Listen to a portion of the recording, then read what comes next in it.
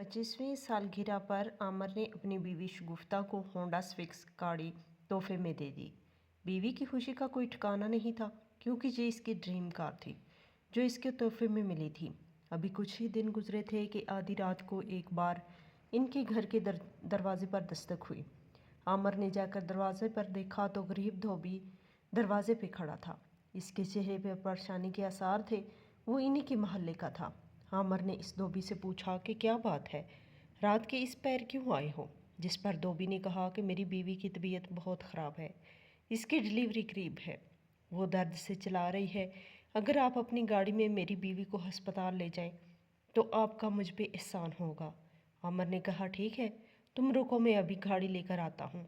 आमिर जैसे ही गाड़ी लेने गया तो इसकी बीवी शगुफ्ता ने पूछा कि रात के इस पैर कहाँ जा रहे हो? आमिर ने बीवी को बताया कि बाहर कासम धोबी खड़ा है, इसकी बीवी की तबीयत ख़राब है। शगुफ्ता ने कहा कि आपने ये गाड़ी मुझे दी है, लिहाजा मैं आपको इस बात की इजाज़त नहीं दूंगी कि इसकी बीवी को शहर ले जाएं, वो मेरी गाड़ी का हुलिया ही बिगाड़ देगी। आमिर ने अपनी बीवी को समझाने की कोशिश की, लेकिन वो बार बार यही कह रही थी कि वो मेरी गाड़ी को इस्तेमाल नहीं कर सकते, आप चुपचाप सो जाएं, हमने सारे शहर का ठेका तो नहीं उठा रखा। धोबी रोता हुआ वापस चला गया और रक्शे में अपनी बीवी को ले जाने लगा। रोड बहुत ख़राब था, ऊपर से रक्शा भी पुराना था। दिसंबर की सख्त तरीन रात थी। अस्पताल जाने से पहले ही रक्शे में इसकी बीवी की डिलीवरी हो गई। बच्चा तो सलामत रहा, लेकिन कासम धोबी की बीवी जरीना मर गई। कासम धोबी अपना नाम आलूद बच्चा लेकर आमिर के बंगले के सामने आया और फिर इसने एक ऐसा काम किया कि हमारे पास अल्लाह ताला का दिया हुआ सब कुछ था। घर था, गाड़ी थी। लाहौर शहर की तमाम बड़ी सोसाइटियों में हमारे प्लाट और बंगले थे। मेरे शोहर प्रॉपर्टी के बिजनेस से वाबस्ता थे। करोड़ों नहीं, अरबों में हमारे बैंक अकाउंट्स में रकम मौजूद थी। आसान अल्फाज में ये कह सकते हैं कि अल्लाह ताला ने जितना हमको नवाज रखा था, शायद हमारे इलाके में इतना किसी और को नवाज रखा हो। हमारा ताल्लुक़ रहीम यार खान के एक देहात से था। हमारे गांव, बल्कि इस आसपास के ज़्यादातर गांव में लोग खेती बाड़ी के पेशे से वाबस्ता थे। मेरे वालिदैन भी यही काम करते थे। तालीम का कोई ख़ास रवाज नहीं था। मेरे शोहर ने बमुश्किल बीए किया और फिर अपने और मेरे ख़ानदान में बीए करने वाला वाहिद इंसान था। गो कि जो कोई इतनी बड़ी डिग्री नहीं थी, लेकिन वो लोग जो पढ़े लिखे नहीं थे, बल्कि लोग नहीं, वो ख़ानदान जिनमें कोई पढ़ा लिखा नहीं है, इनके लिए तो कोई 5 या 10 भी पढ़ा हो तो बहुत बड़ी बात होती है। इसीलिए हमारे ख़ानदान में चूँकि इससे पहले किसी ने बीए नहीं किया था, तो हमारे लिए ये बहुत बड़ी डिग्री थी। मेरे घर के अलावा भी हमारे ज़्यादातर रिश्तेदारों में हर घर की ख्वाहिश थी कि इनकी बेटी का रिश्ता सिर्फ मौजूदा शोहर से तय हो। इसकी वजह सिर्फ और सिर्फ तालीम थी, वरना ज़मीन, माल, मवेशी और शायद पैसे में कुछ रिश्तेदार मेरे शोहर से भी ज़्यादा अमीर थे। मगर ये मेरे नसीब में लिखा था, तो मेरा रिश्ता यहाँ तय पा गया और मैं रुखसत होकर यहाँ पर आ गई। पता नहीं ये बात सच थी या नहीं कि घर में रिज्क औरत के नसीब से आता है, मगर ये बात अटल है कि जब मैं रुखसत होकर इस घर में आई तो इसके बाद इस घर में दौलत की रेल पेल शुरू हो गई। मेरे शोहर ने तालीम से फ़ारुग होने के बाद कोई भी मुलाजमत न ढूंढी, बल्कि उन्होंने सीधा प्रॉपर्टी के बिज़नेस में हाथ डाला। अपने एक दोस्त के साथ बैठे वहाँ से बिज़नेस सीखा। पहली बार उन्होंने अपनी कुछ ज़मीन बेची। वो ज़मीन बेचकर एक प्लाट ख़रीदा। बाकी बची हुई ज़मीन की मदद से कुछ पैसा कमाया, कुछ उधार पकड़ा और अब इस प्लाट पर तमीराती काम शुरू कर दिया। तामीराती काम अभी इब्तदाई मराहिल में ही था कि इस प्लाट के लिए गाहक आने लगे और आखिरकार वो प्लाट 50% मुनाफे पर बेच दिया गया।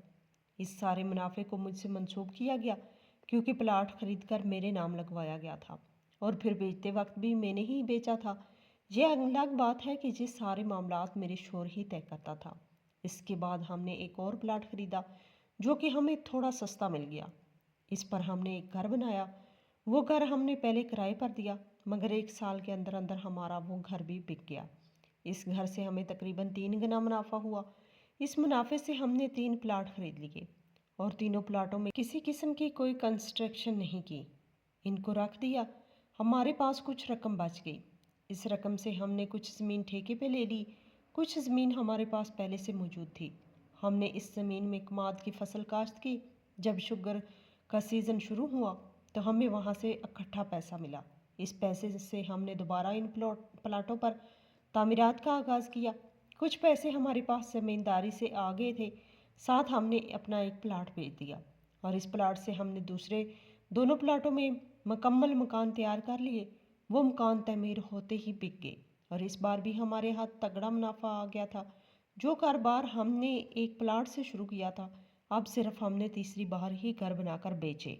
तो हमने एक ही बार में 5 नए प्लाट खरीद लिए। इनमें से एक प्लाट पर हमने अपने रहने के लिए एक बेहतरीन सा घर तमीर किया और बाकी के प्लाट बेचते रहे, 7 नए खरीदते रहे। हम पर एक वक्त था कि रहीम यर खान शहर के अंदर हमारे 10 प्लाट और 2 मुकम्मल तमीर शुदा घर मौजूद थे। तब मेरे शोहर ने फैसला किया कि अब हम लाहौर शहर में भी अपना कारोबार शुरू करते हैं। उन्होंने अपने किसी दोस्त के ज़रिए लाहौर शहर में भी पैसा लगा दिया और वहाँ गुलबर्ग में प्लाट खरीद लिया। लाहौर शहर हमें रहीम यर खान से भी ज़्यादा रास आ गया। रहीम यर खान के अंदर प्रॉपर्टी की कीमत अगर सालों में डबल होती थी तो लाहौर शहर में वही कीमत महीनों में दुगनी हो जाती थी। जब हमें यहाँ आमदन ज़्यादा होने लगी तो हम रहीम यर खान को छोड़कर लाहौर मुंतकिल हो गए। यहाँ आने के बाद तो हमारे पास पैसे ही पैसे हो गए। इसके बाद हमने पलट कर कभी पीछे नहीं देखा। हमारा कारोबार इतना फैल गया, हमने अपने पूरे गांव की ज़मीन खरीद ली, बल्कि इसके पास भी बहुत सारा रकबा खरीद लिया। जैसे जैसे वक्त गुजरता गया हमारा पैसा बढ़ता गया, कारोबार बढ़ता गया और तजर्बा भी बढ़ता गया। अब अपने शोहर के साथ मैं भी कारोबार में दिलचस्पी लेने लगी थी, कारोबारी मामलात को देखने लगी थी। गुलबर्ग के बाद हमने मॉडल टाउन, बहरिया टाउन, अस्करी और डिफेंस में भी प्लाट खरीदे और बेचे। हम लोगों ने करोड़ों नहीं अरबों रुपए कमाए, मगर पैसे की हवस से जितना कमाते जाओ हवस इतनी ही बढ़ती जाती है। हमारे साथ भी ऐसा ही हुआ।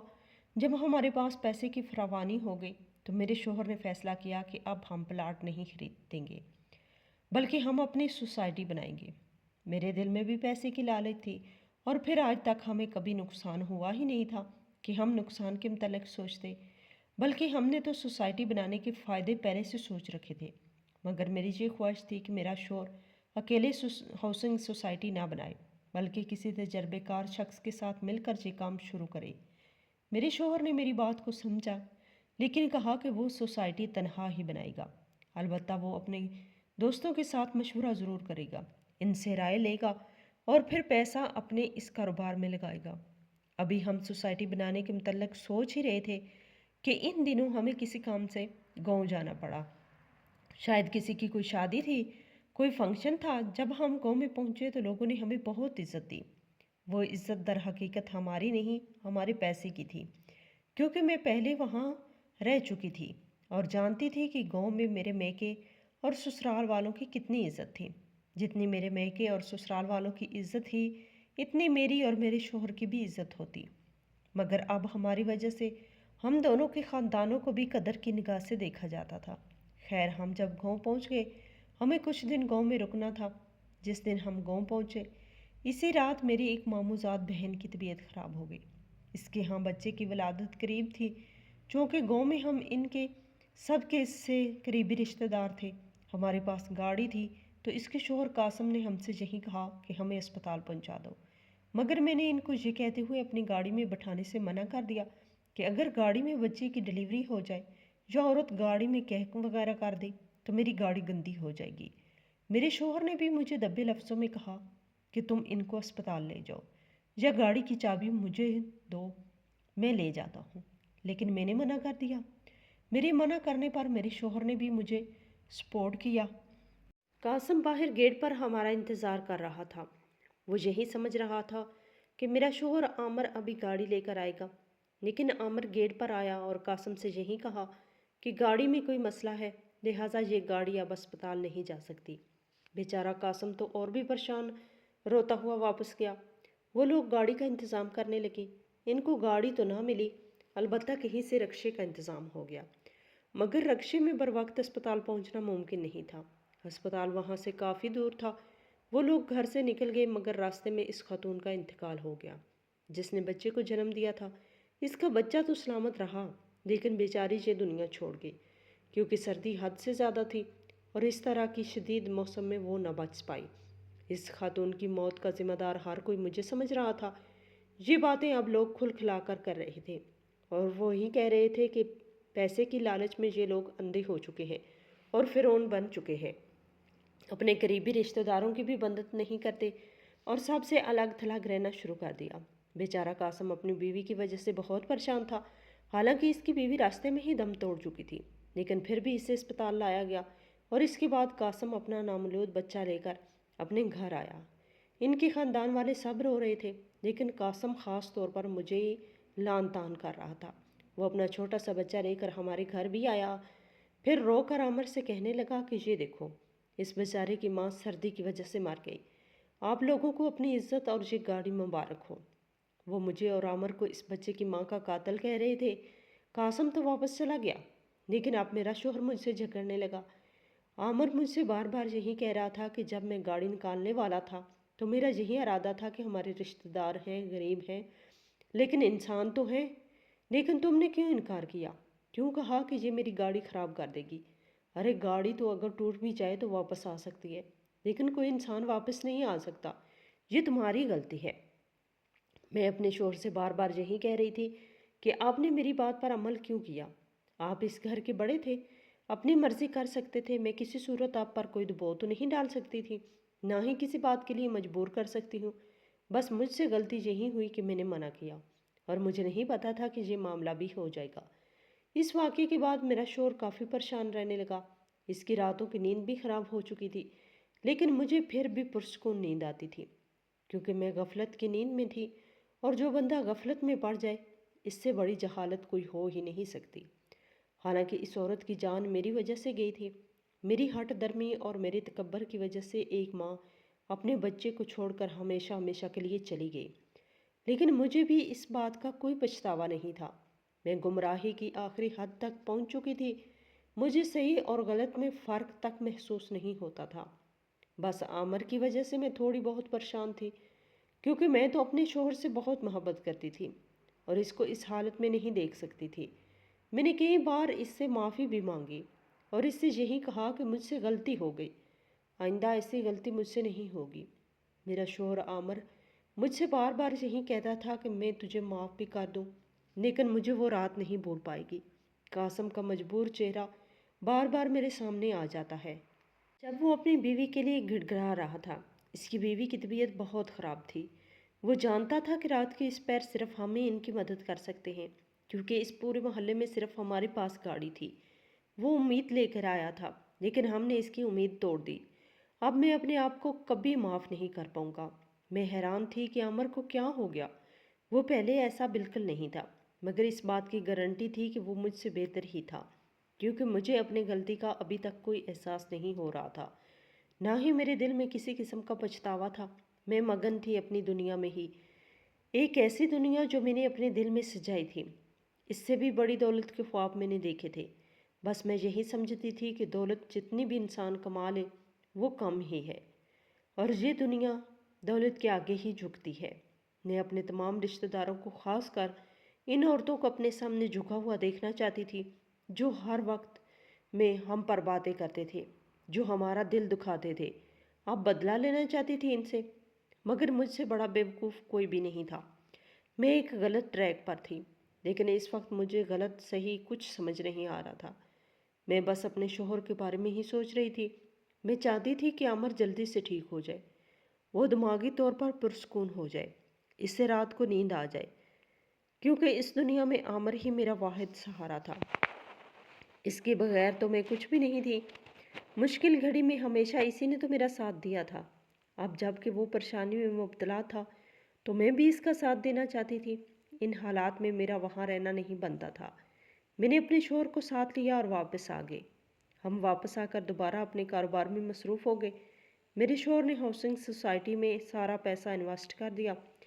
हमने अपना घर, अपना प्लाट, यहाँ तक कि मेरा जेवर और गाड़ी तक बेच दी, क्योंकि मुझे यकीन था कि ये सब कुछ तो महज एक ब्लॉक सेल हो जाने पर ही हम दोबारा ख़रीद ले लेंगे।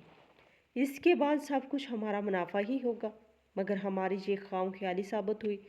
जब हमने सब कुछ इस सोसाइटी में लगा दिया, कंस्ट्रक्शन का काम भी शुरू करवा दिया, तो अदारों की तरफ से हमें काम आगे बढ़ाने से रोक दिया गया। हमने जिससे वो ज़मीन ख़रीदी थी, इसने धोखाधड़ी से हमें सरकारी ज़मीन पर कब्जा करवा दिया था। अब हम लोग कोर्ट कचहरी के केस में उलझ के रह गए थे। हमारे पास ज़ाती गाड़ी तक नहीं थी। रोज़ गाड़ी मांगते हुए भी शर्म आती थी। गो के लोगों में अभी भ्रम था कि हमारे पास बहुत पैसा है, इसीलिए हमें सब कुछ मिल रहा था, उधार भी मिल रहा था। मगर ये सब कुछ कब तक चलता? साल, 2 साल, 3 साल गुजर गए। हमारा केस चलता रहा और हम बिल्कुल कंगाल हो गए। अब लोगों ने हमको किराया तक उधार देना बंद कर दिया। लोग मेरा या मेरे शोहर का फ़ोन तक नहीं उठाते थे। जिस शख्स ने हमको धोखा दिया था वो ये मुल्क छोड़कर कहीं और सेट हो चुका था। हम लोग अपना सब कुछ लौटा कर एक बार फिर वापस अपने गांव आ गए। हमने वो केस छोड़ दिया, वो ज़मीन छोड़ दी। बल्कि हमने क्या छोड़ना था, इसने हमारे पास कुछ नहीं छोड़ा। इतना भी नहीं कि हम किराया भरकर अदालत तक जा सके। हमने जहाँ से अपनी ज़िंदगी का सफ़र शुरू किया था वापस वहीं पर आ गए थे। लेकिन अरूज के बाद जब इंसान पर ज़वाल है तो वो दिल से तस्लीम नहीं करता। ऐसे में कुछ हालत मेरी थी। हमें वो ऐशो इशरत की ज़िंदगी बिल्कुल नहीं भूल रही थी। मगर पहले हमारे पास रिश्ते थे, ज़मीन थी, अपनी फसल काश्त करने का ज़रिया था, जबकि अब की बार हमारे पास ऐसा कुछ नहीं था। मेरे इस एक अमल की वजह से सारे रिश्तेदार हमसे मुतनफ़र हो चुके थे। ज़मीन ज़र और घर बार सब कुछ हमने बेचकर अपने कारोबार में लगा चुके थे। वो सब कुछ डूब चुका था और तमाम बड़े बड़े लोग जो मेरे शोहर से मुलाकात के लिए वक्त लिया करते थे और हमारा इंतज़ार किया करते थे, इन लोगों ने हमारा फ़ोन तक उठाना छोड़ दिया। मेरे और मेरे शोहर के दोस्तों ने हमें अपने दफ्तर में आकर बैठने तक से मना कर दिया। इस बात का अंदाज़ा हमें इस वक्त हुआ जब मैं आमिर के साथ तैमूर के ऑफिस गई थी। ये किसी वक्त में मेरे शोहर का पार्टनर था और मुझे वो वक्त नहीं भूलेगा जब हर वक्त ये हमारे घर के चक्कर लगाता था, आमिर की और मेरी खुशामद करता था। कई बार इसने हमें घर में भी दावत दी। अपने और इसकी बीवी हमारे लिए लजीज खाने पकाती थी। मगर अब जब हम पर बुरा वक्त आया तो इसने भी हमसे निगाहें बदल ली और मेरा शोहर इसके ऑफिस में ही बैठे थे जब ये सीधे मुंह हमसे बात तक नहीं कर रहा था।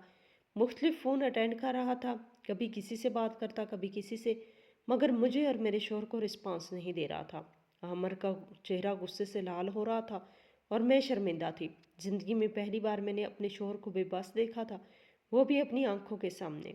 मुझसे ये ज़िल्लत मज़ीद बर्दाश्त न हुई और मैं अपनी जगह से उठी। फिर तैमूर से कहा कि तुम जैसा एहसान फरामोश इंसान मैंने ज़िंदगी में पहले नहीं देखा। हर वक्त हमारे घर के चक्कर लगाते थे। आमिर ने हर मुश्किल में तुम्हारा साथ दिया, तुम्हें अपना पार्टनर बनाया। लेकिन अब जब हम अकेले हो चुके हैं, हमें अपने कारोबार में नुकसान हुआ है, तो तुम हमसे नज़रें फेर रहे हो, सीधे मुंह हमसे बात भी नहीं कर रहे। जिस पर तैमूर को सख्त गुस्सा आया। इसने कहा कि ये तुम बात कर रही हो, मैंने अच्छा ही किया कि तुम लोगों से अलग हो गया और अपना खुद कारोबार करने लगा। शायद तुम लोगों के साथ होता तो आज मेरी भी यही हालत होती, धर धर धक्के खा रहा होता और कोई भी मेरी मदद करने के लिए तैयार ना होता। ये जो सामने मुंह लटकाए बैठा है, पूछो अपने शोहर से। कई बार मैंने इससे कहा था कि अपनी बीवी के मशवरे पर कभी भी अमल मत करना। जिल्लत हमेशा इस आदमी का मुकद्दर बन जाती है जो अपनी बीवी के मशवरों पर अमल करता है, और ख़ास कर आप जैसी औरत जिसको अपने रिश्तेदारों का भी कोई एहसास नहीं था। मैं इस बात पर हैरान थी कि तैमूर मेरे शोहर के सामने ही मुझे जलील कर रहा था, लेकिन आमिर अपनी जगह पे ऐसे बैठा था जैसे कुछ हुआ ही नहीं। वो बिल्कुल खामोश था, जैसे कि कुछ नहीं सुन रहा। मैंने तैमूर से कहा कि अब अपनी बकवास बंद करो, इससे ज़्यादा अगर तुमने कुछ कहा तो तुम्हारे मुंह पर थप्पड़ मार दूंगी। इस पर तैमूर ने मुझसे कहा कि बदतमीज़ औरत, मैं आमिर की वजह से ही लिहाज कर रहा हूँ, वरना धक्के देकर इस ऑफिस से निकालता। अब बेहतरी इसी में है कि चुपचाप आप लोग यहाँ से चले जाए, वरना मुझे सिक्योरिटी गार्ड को आवाज़ देना पड़ेगी। मैं नहीं चाहता कि सब लोगों के सामने तुम्हारा तमाशा बने। आमिर कुर्सी से उठा। इसने तैमूर से कुछ न कहा और वापस जाने लगा। जैसे ही ऑफिस के दरवाजे पर पहुंचे तो तैमूर ने मुझसे यही कहा कि नाराज़ मत होना, देखना आपको कासिम की आह लगी है। वो आपका करीबी रिश्तेदार था, लेकिन आप लोगों ने अपने रिश्तेदारों की भी कोई परवाह नहीं की थी। इस रात बहुत ज़्यादा सर्दी थी जब वो बेचारा अपनी बीवी को रक्शे में लेकर जा रहा था। अगर आपको अपनी गाड़ी प्यारी थी और आपने कासिम और इसकी बीवी की मदद बिल्कुल ना की, अब मेरा आप लोगों से ये सवाल है कि कहाँ गई आपकी वो गाड़ी, कहाँ गई वो शान शौकत।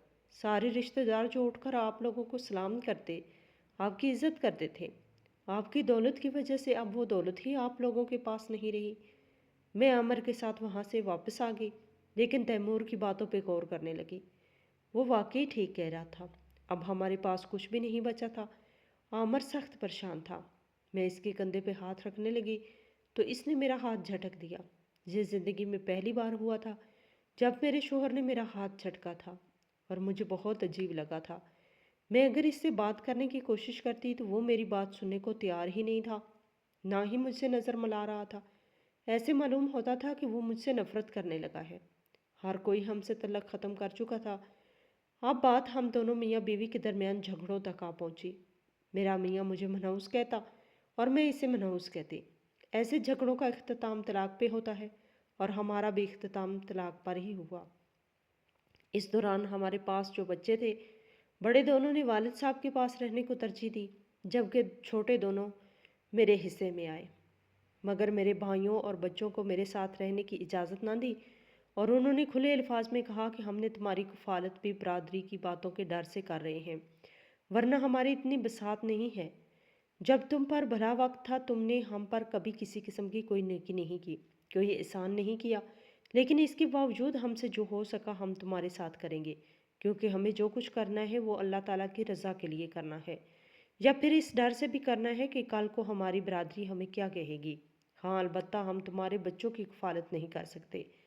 हम अपने बच्चों पर तुम्हारे बच्चों को किसी भी सूरत में तरजीह नहीं दे सकते। दूसरी तरफ मेरे शोहर का भी यही हाल था।